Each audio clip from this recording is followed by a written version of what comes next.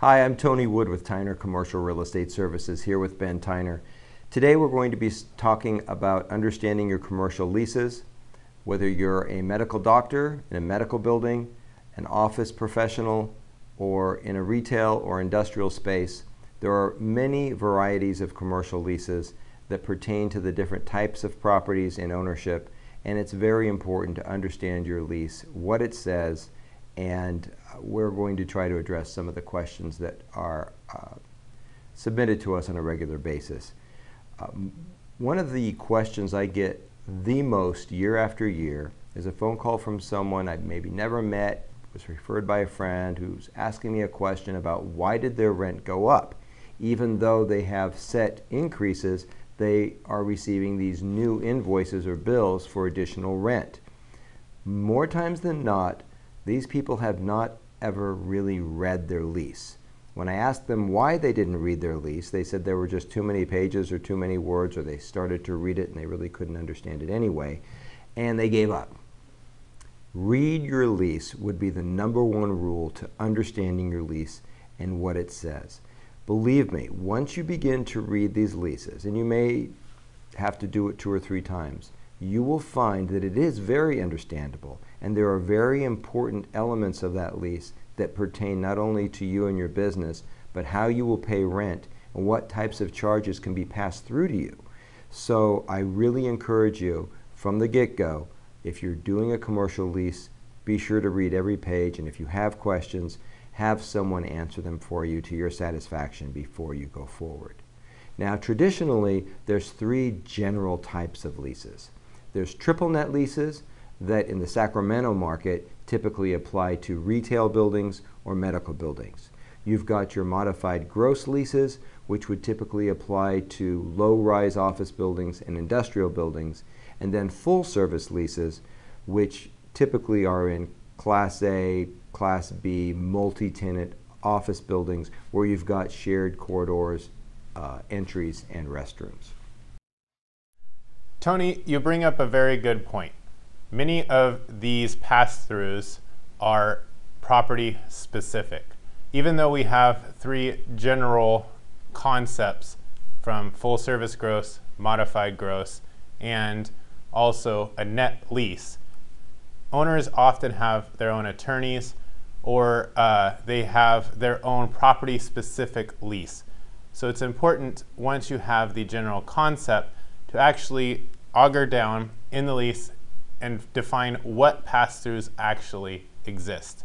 One of the tips that I often give my clients is ask what is not included in the rent. In a retail setting, for example, you may have a 100,000 square foot project. Now the project will consist of all the different tenants in that shopping center. So this would be a medium-sized shopping center with maybe a couple anchors. Somebody like a 99-cent store, a Dollar Tree, if you have some kind of a local grocer. And the tenants will pay a pro rata share of common area expenses, building insurance, and building taxes. So triple net leases, any type of your retail type of a lease, you would pay, often it's called triple net because there's 3 distinct categories that are passed through in addition to the rent. One is the building taxes. This is the tax for the building itself, the value of the building. I'll start first with the type of expenses that are passed through. This is the most expenses that are passed through to a tenant. This would be the triple net lease. It's triple net, are often nicknamed triple net, because there's 3 distinct areas and expenses that are passed through to the tenant in addition to their base rent. The first is the building taxes. This is the tax on the building itself. This is not for any improvements that the tenants have. It's not for lifts, for example, in a car repair shop. This is just the building. There's also the building insurance. This would be different than your liability insurance. This would be different than your contents insurance or lost rent. This insures the actual building itself. This is also passed through to the tenants on a pro rata basis. Now the third expense category that's passed through to the tenants is often called common area maintenance. This would maintain the look of the property to where it has a uniform, clean look. This is everything from your landscaper to the parking lot sweeping, the porter service, any type of repairs to places that the public would use, that all the tenants would share in common, are passed through, including management fees. Often in the lease, it'll take 1 to 3 pages to actually describe what all is included in these expenses. This is when you want to read specifically and make sure that your actual lease is applicable. Sometimes the landlord will have HVAC or heating and ventilation and air conditioning service to the entire building and pass that through to the tenant, but you may be responsible to maintain your own, and you would want that piece stricken out so that you're not double charged. Another example of pass-throughs is the modified gross lease. In this case, it really depends on if you're with multiple tenants or you're in a building by yourself. The market has kind of defined lately which properties are modified gross type properties. Often a neighborhood center without an anchor will have a difficult time demanding net fees, so those will be pulled, and a modified gross style lease is what's passed through. So the tenant will end up paying above their base rent for the electricity that goes to individually metered to their suite, the gas, any type of individually metered utility, also their trash and their alarm and their telecommunications. The tenants may end up paying for above on their full service, depending on if it's industrial, piece of the building insurance, and they may even pay a piece of the taxes. So again, it's important to read and ask what's not included in my rent. Now the most inclusive rent is the one that seems the highest at first. This is a full service gross lease.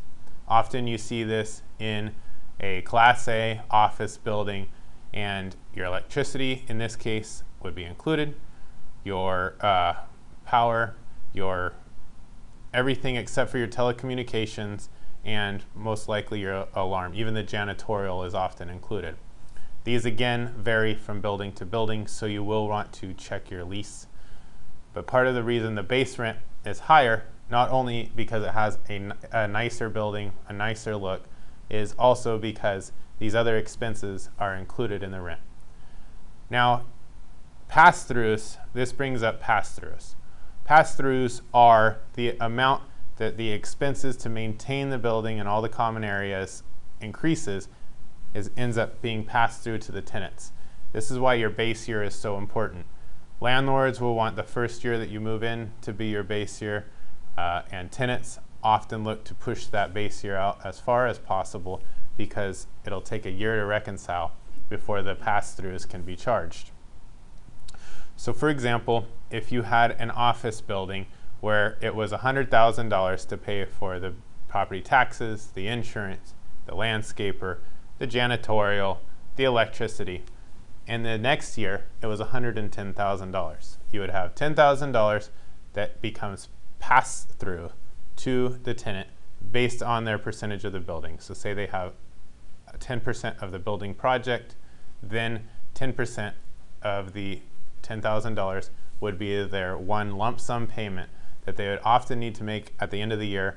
Some leases have provision to where you can actually make that in a monthly payment, and so in that case it would be a little less than $100 a month. Ben raises several good points, and I think the detail under which that he started to go into with regards to the pass-through expenses and how they would be passed through to tenants really gives you some idea of how much is involved. If it's a triple net lease, typically pass-throughs are just going to be simply passed through in the triple net charges. So in other words, On a retail space, you're paying $1 a square foot plus so much per square foot for your triple net charges. Those triple net charges will simply go up or down per year based on whatever increases or decreases there may be in operational expenses, because the triple net charges are directly related to operational charges, all of which are being passed through to the tenant. That's a triple net lease. If you go to a modified gross lease, taxes and insurance and common area maintenance many times is already included in your rate. So now when you're paying $1 a square foot, you're paying something that includes much of which would have been excluded on a triple net lease. However, you still have your base year and you still will have those pass-throughs after your base year, but those pass-throughs will only be a reflection of increases in operational expenses. And then finally, on full service leases, which you say, why do they call it full service if it doesn't include everything? Well, it really does. A full service lease will include all operational expenses, janitorial, maintenance, property management, power. The only thing excluded from all of these leases, no matter what type, would be typically phone and data expenses, which are typically always a tenant expense. However, even on full service leases with everything included, you still will have a base year and ultimately could still see pass-throughs in the following years after the commencement of your lease. So to conclude, no matter who you are, whether you're a landlord, a tenant, a lender, or an appraiser, it's critical to a property's operation and how it's going to affect you to understand your leases, to read your leases. Ignorance may be bliss, but in this case, it could be very expensive.